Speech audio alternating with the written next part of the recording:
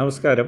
എൻ്റെ പേര് ബിനോയ് ടോമി ജോർജ്. ഞാൻ സംസ്ഥാന ജലസേചന വകുപ്പിൻ്റെ ഭരണവിഭാഗം ചീഫ് എഞ്ചിനീയറാണ്. മറ്റ് സംസ്ഥാനങ്ങളാണെങ്കിൽ, നമ്മൾ കേരളത്തിൽ ആണെങ്കിൽ ജലസേചന വകുപ്പിന് പൊതുവെ ഒരു ധാരണ PWD ആണ് മുൻകൈ എന്ന് പറയുന്നെങ്കിലും മറ്റ് സംസ്ഥാനങ്ങളിലൊക്കെ ജലസേചന വകുപ്പാണ് എപ്പോഴും എല്ലാ കാര്യത്തിനും വളരെ മുന്നിട്ട് നിൽക്കുന്നത്. അപ്പോൾ അതിൻ്റെ പ്രാധാന്യം അത്ര വലുതാണ്. അപ്പോൾ ഇതിലേക്ക് ജോലി ചെയ്യാനായിട്ട് തയ്യാറായി വരുന്ന ആൾക്കാർക്ക് ചെയ്യാനായിട്ട് വളരെയധികം കാര്യങ്ങളുണ്ട്. അത് പറഞ്ഞു കഴിഞ്ഞാൽ നമ്മൾക്ക് ഈവൻ റിസർച്ച് സൈഡ് പോലും വളരെയധികം താല്പര്യമുള്ള ആൾക്കാർക്ക് ചെയ്യാൻ പറ്റിയ ഹൈഡ്രോളജി ഉണ്ട്.